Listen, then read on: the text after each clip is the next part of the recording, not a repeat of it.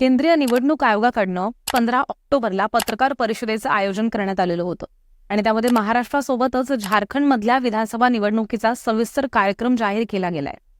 सगळ्या देशाचं लक्ष ह्याकडे लागलेलं होतं.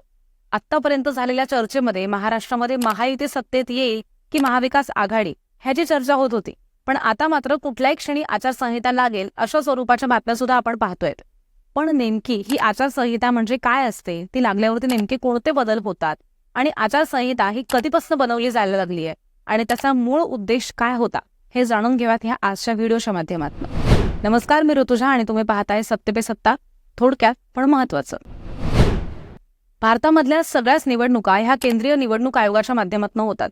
प्रत्येक राज्याला राज्य निवडणूक आयोग असला तरी सुद्धा अंतिम निर्णय घेण्याचा अधिकार हा केंद्रीय निवडणूक आयोगालाच असतो. विधानसभेची निवडणूक ही केंद्रीय निवडणूक आयोगाच्या मार्फत घेतली जाते. तर राज्य निवडणूक आयोगाकडनं पंचायत समिती तसंच स्थानिक स्वराज्य संस्थेच्या निवडणुका होत असतात. देशामध्ये निवडणुका स्वतंत्र आणि निष्पक्षपातीपणे व्हाव्यात याची सगळीच जबाबदारी ही आयोगाकडे असते आणि त्यासाठीच त्यांनी राजकीय पक्ष उमेदवारांना काही नियम घालून दिलेत आणि ह्याच नियमांना साधारणपणे आपण आचारसंहिता असं म्हणतो. निवडणुकीमध्ये सहभागी होणाऱ्या सगळ्याच राजकीय पक्षांसोबतच उमेदवारांनी हे नियम म्हणजेच ही आचारसंहिता पाळणं हे बंधनकारक असतं. तर ही आचारसंहिता म्हणजे काय असतं, तर भारतामधल्या सगळ्याच निवडणुका ह्या केंद्रीय निवडणूक आयोगाच्या माध्यमातून होतात हे आपण मगाशीच सांगितलं. देशामध्ये निवडणुका स्वतंत्र आणि निष्पक्षपातीपणे व्हाव्यात ह्याची जबाबदारी ही ह्याच आयोगावरती असते आणि यासाठीच त्यांनी राजकीय पक्ष उमेदवारांना नियम घालून दिलेत आणि ते नियम म्हणजेच आचारसंहिता. निवडणुकीमध्ये सहभागी होणाऱ्या सगळ्याच राजकीय पक्षांसोबतच उमेदवारांना सुद्धा हे नियम म्हणजेच आचारसंहिता पाळणे हे बंधनकारक असतं. सगळ्या भारतामध्ये असे नियम आणि नियमांना अपवाद शोधणारे काही कमी नाहीयेत आणि त्यातल्या त्यात राजकीय पक्ष किंवा राजकीय नेते हे त्यात आघाडीवरती असतात आणि ह्या नियमाला नक्कीच छेद देऊन आपला हेतू साध्य करणं हे त्यांना काही फारसं कठीण नसतं आणि म्हणूनच कोणत्याही उमेदवारांनी किंवा राजकीय पक्षांनी ह्या नियमांचं उल्लंघन केलं तर निवडणूक आयोगाला त्यांच्या विरोधात कारवाई करण्याचा सुद्धा अधिकार असतो. अनेकदा अशा प्रकारच्या कारवाया आपण ह्यापूर्वी सुद्धा पाहिल्या आहेत, झालेल्या सुद्धा आहेत. सगळ्यात मोठी कारवाई म्हणजे निवडणूक लढवण्यासच बंदी घातली जाते. एका विशिष्ट काळापुरतं त्या उमेदवाराला निवडणूक लढवता येत नाही आणि हा सगळ्यात मोठा अपमान समजला जातो.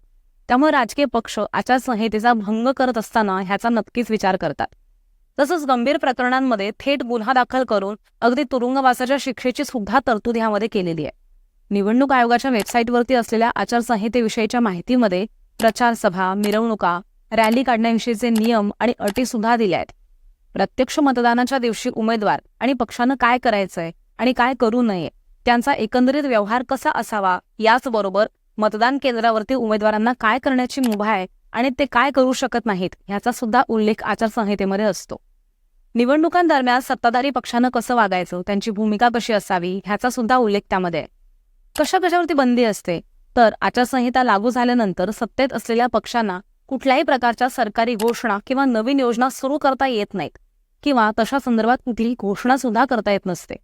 अगदी उद्घाटनं, लोकार्पण, भूमिपूजन असे कार्यक्रम सुद्धा आचारसंहिता सुरू झाल्यानंतर केल्या जात नाहीत आणि कदाचित म्हणूनच महाराष्ट्र सरकारनं लाडकी बहीण योजनेअंतर्गत दिला जाणारा निधी हा 2 महिन्याचा एकत्र करून दिलाय आणि आचारसंहितेचा भंग होणार नाही ह्याची सुद्धा काळजी घेतलेली दिसते.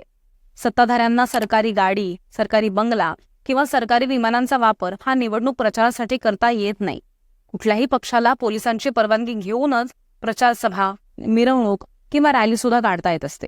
धर्म, जाती, पंथ ह्या आधारे मतदारांना मत देण्याचं आवाहन करणारा राजकीय पक्ष तसेच उमेदवारावरती सुद्धा कारवाई करण्याचा अधिकार निवडणूक आयोगाला असतो आणि अशा प्रकारे धर्म, जाती, पंथ या आधारे प्रचार करण्याचा किंवा मतं मागण्याचा अधिकार उमेदवार किंवा पक्षांना नसतोच. तसंच जात किंवा धर्माचा उल्लेख करून तणाव निर्माण होईल अशी कुठलीही कृती प्रचारादरम्यान करण्यास मनाई असते. सार्वजनिक ठिकाणी कुठेही राजकीय झेंडे, बॅनर्स, जाहिराती, पत्रकं असं काहीही लावण्यापूर्वी त्या जागेच्या मालकाची परवानगी ही आवश्यक असते. यामध्ये घरं, जमिनी, होर्डिंग्स, कुठलाही परिसर किंवा अगदी साधा कंपाऊंडच्या भिंतीवरती सुद्धा जाहिराती लावताना परवानगी आवश्यक असते. अशी परवानगी नसल्याचं आढळलं तर तो सुद्धा आचारसंहितेचा भंगच मानला जातो. सर्वसामान्यांसाठी नियम काय बदलणार आहेत, तर सामान्यपणे आचारसंहिता ही उमेदवार आणि पक्षांसाठीच असते. त्यामुळे ह्याचा सर्वसामान्यांवरती थेट असा काही परिणाम होत नसतो. दैनंदिन जीवनावरती ह्याचा परिणाम होत नसला तरी सुद्धा मतदानाच्या दिवशी मात्र अनेक गोष्टींची सर्वसामान्यांना सुद्धा काळजी घेणं आवश्यक असतं.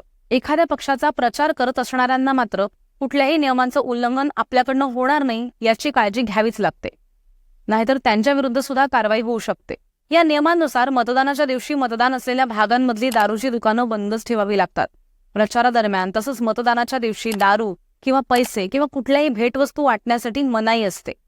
मतदान केंद्राजवळ कोणत्याही राजकीय पक्षाची किंवा उमेदवाराच्या समर्थकांची गर्दी जमणार नाही या संदर्भातली सुद्धा दक्षता घेण्याचा उल्लेख आचारसंहितेमध्ये आहे. मतदानाच्या दिवशी लागणाऱ्या पक्षांच्या बूथवरनं प्रचार साहित्य किंवा मतदारांना प्रभावित करणारी कुठलीही गोष्ट किंवा खाण्यापिण्याची व्यवस्था असू नये असं सुद्धा केंद्रीय निवडणूक आयोगाची आचारसंहिता सांगते. तर ही अशी असते आदर्श आचारसंहिता. पण आपण आतापर्यंत पाहत आलेलो स्थानिक स्वराज्य संस्था, विधानसभा किंवा लोकसभा याही सुद्धा वेळेस ही आचारसंहिता लागू होते. पण नेमकं ही किती पाळली जाते ते आपल्याला माहितीये. ही आचारसंहिता जर अशीच पाळायची ठरवली तर मात्र कोणते उपाय करावे लागतील त्याबद्दल तुम्हाला काय वाटतं ते आम्हाला कमेंट करून नक्की सांगा. आणि पाहत राहा सत्य पे सत्ता.